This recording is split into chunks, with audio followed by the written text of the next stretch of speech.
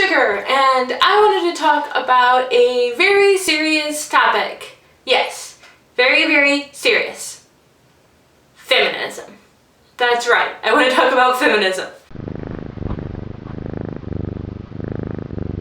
So, what inspired this video was I was watching my YouTube, like I do, and one of the YouTubers that I watched, who shall remain nameless, posted a video about why she wasn't a feminist. Basically proceeded to be kind of feminist bashing. And it wasn't that she intended to be insulting, it simply was that she was ignorant on what feminism means and what feminism is. So, needless to say, I stopped following her videos because if she was going to go through the process of making a video about feminism bashing and not really researching what it wasn't really somebody I wanted to follow their material anymore.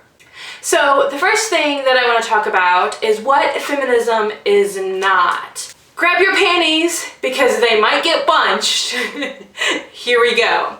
Feminism is not saying that we are all the same. Each human being is a unique little snowflake, and that's an amazing, wonderful thing. We are not the same, we will never be the same. So fighting for equality or asking for equality is not asking for sameness or standardization. I think that is something that really needs to be clarified, because a lot of times when we take words like feminism, we get lost in the definition of the word and we lose the scope of the full meaning of what that word is truly representing. So I think that's really important. So the first thing is feminists are not asking for everything and everyone to be the same. Secondly, we are not ignoring the difference between sex and gender. It's always been part of feminism, but it's definitely gained more importance in the modern era than it has in the past because of trans acceptance and trans awareness, and I think that's a beautiful thing. But sex does not necessarily mean gender. So sex identifies as the genitalia that you were born with. Gender is who you are in your heart and who you would like to represent yourself to the outside world. And I think that's really important. Thirdly, we are not blaming all men for the actions of some. That is not the case. There are some wonderful men out there. There are men who are feminists. Rocky's a feminist, you know. So I think that's something to keep in mind. So if you see someone who identifies as a feminist and they blame all men for the horribleness of it, then they're not truly a feminist. They're just someone who is taking a title and they're misusing the word and the definition, and they're actually causing more harm than they are doing good. And sadly, because human beings have the right to do as they please within the guidance of the laws, of course, purely within the right to do that, but they are wrong. And I think the key is to educate yourself and know what the true meaning is and what the movement or the whole process of being a feminist is about. So when you come across somebody like that, you know that they are wrong and you don't have to waste your time. You don't have to waste your energy on them, okay? So fourthly, letting women abuse men. That is wrong, no matter what, whether it's an adult abusing a boy, whether it's two adults. Abuse is abuse is abuse. I don't care that women are physically not as strong as the average man. That's just biology. But women should not be allowed to beat up men. I've known several men who are gentlemen and who would never hit a woman, and yet their significant other has, you know, physically beat them up and physically hurt them, even though they could have defended themselves. You know, they would never do that because they didn't want to cause that person true harm. And I think that is something that could be a whole other topic about abuse and all of that. If you love somebody, you would never want to hurt them in any way, shape, are formed. So that's something to be aware of. So no, women should not be beating up men unless it's a whole dominatrix situation, and that's a whole other story out there. So that's all about consent. That's another key word, is consent. Fifthly, identifying all compliments as sexual harassment.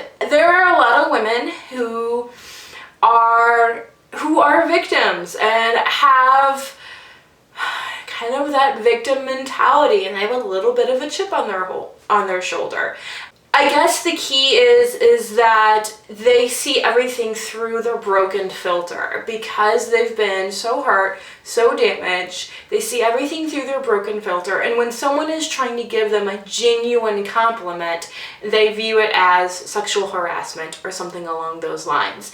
And not every man is doing that. Not every man is trying to advertise his penis to you. Sometimes they're just genuinely giving you a compliment.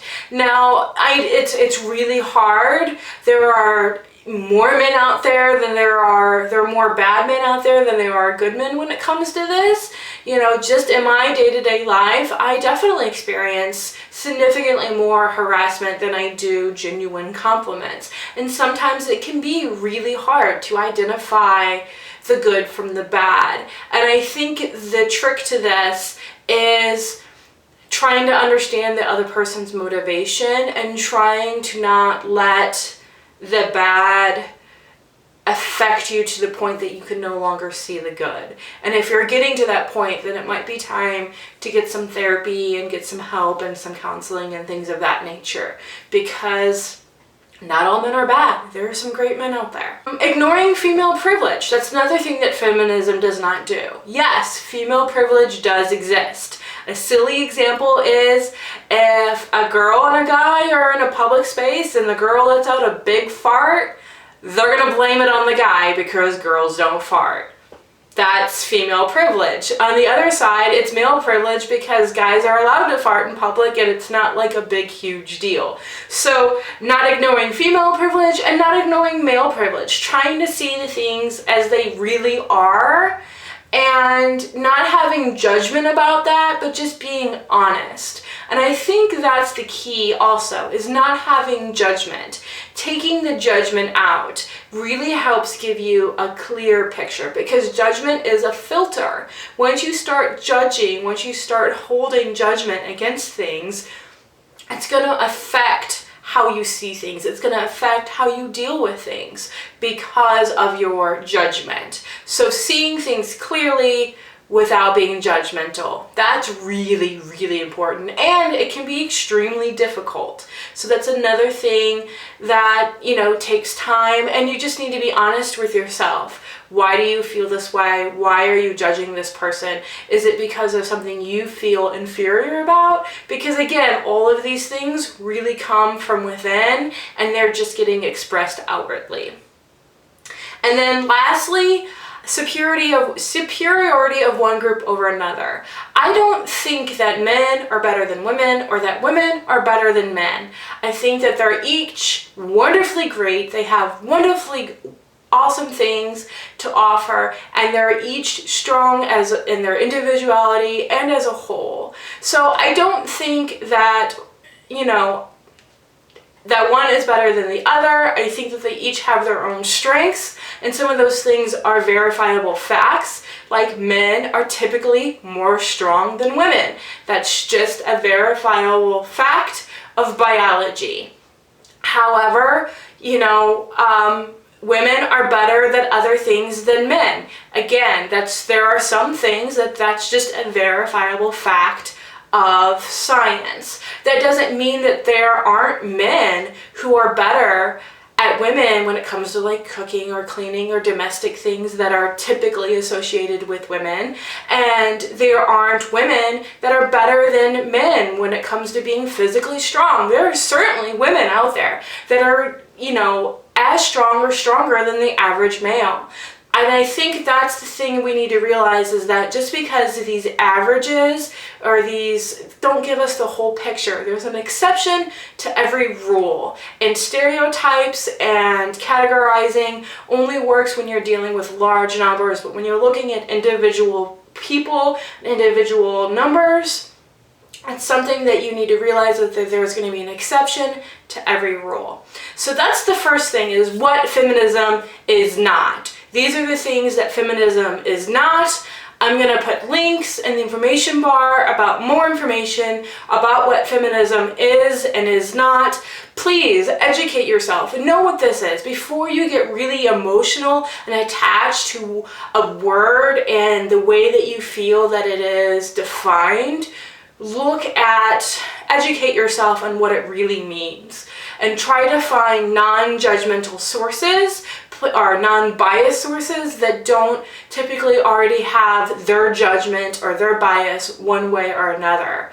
And I think that's really important, and that can be really hard to find in today's society. There's not a lot of source information out there anymore that is not contaminated by bias in one direction or another. So that is what feminism is not. So please comment down below, like this video, subscribe, join the Bad Kitten Collective, because resistance is futile and kittens are adorable. Alright, thank you guys. Talk to you later. Bye-bye.